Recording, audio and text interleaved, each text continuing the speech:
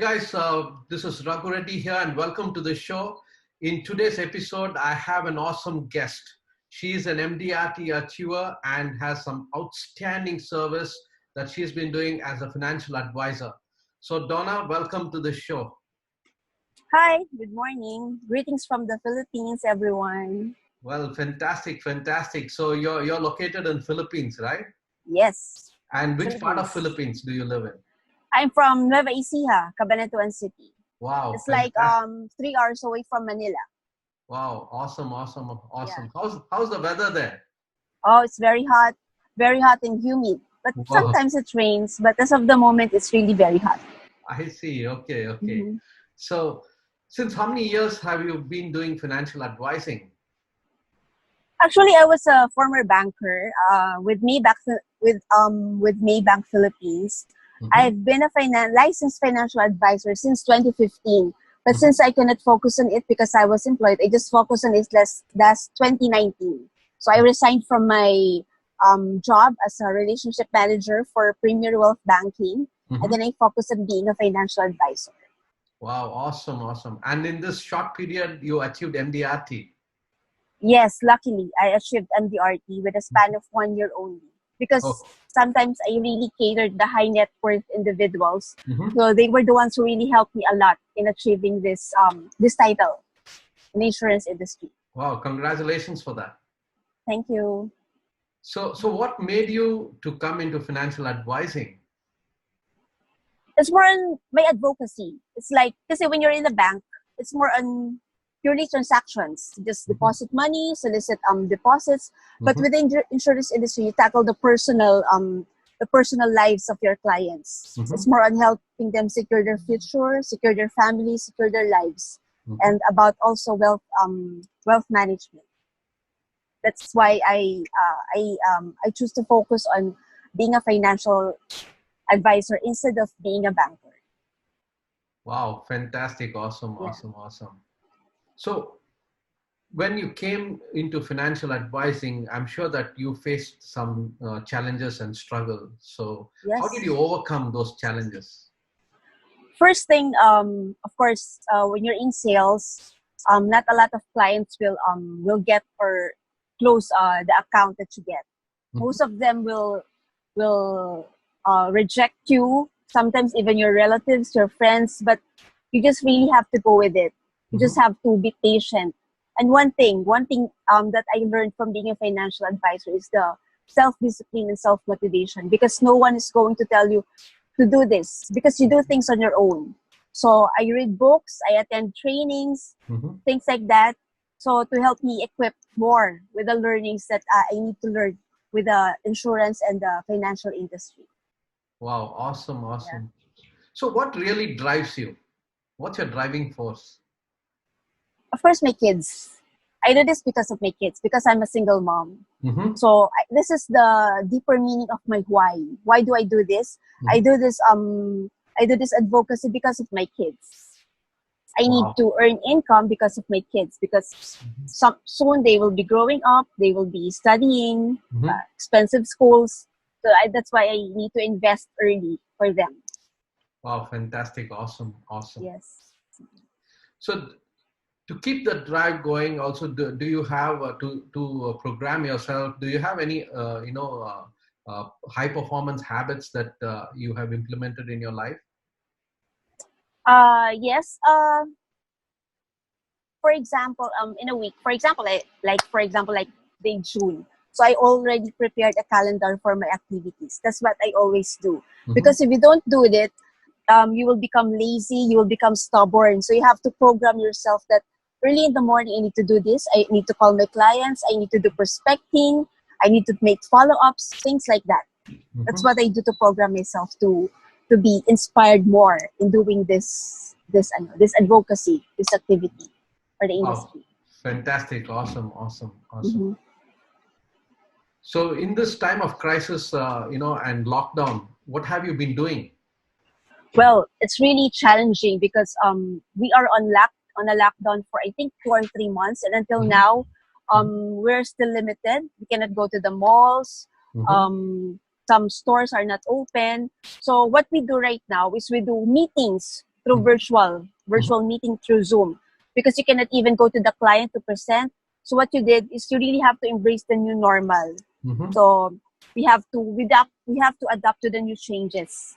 So we have this Zoom meetings. You have to ask the client, can we ask a meeting? Can I ask for a presentation? We will do this through virtual meetings like that. That's it. That's how I cope with the new normal nowadays. So how are your clients responding to this new normal? Well, some of them are old school because some of them are the oldest clients. Some of them are techie. Some of them doesn't know how to use the computer. But what I do with things like that is I just call them, and if it's possible, if they will allow me, I can visit them. But we really have to practice the safety protocols, especially during these COVID times. We cannot just go there like we cannot just go there and discuss like what we did before. So like now, we used to present with the mask.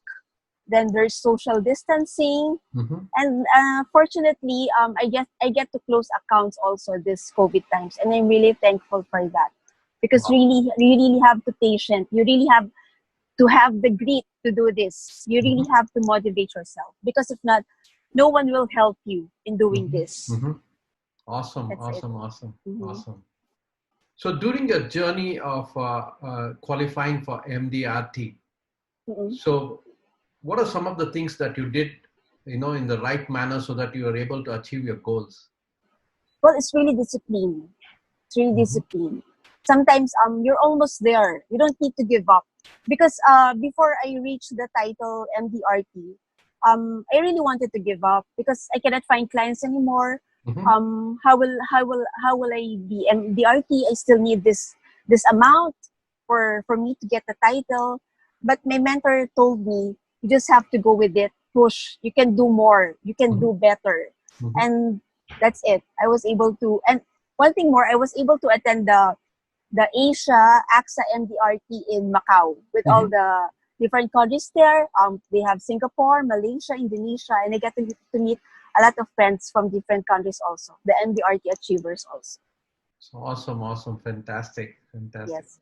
So is there a specific group of people that you work with?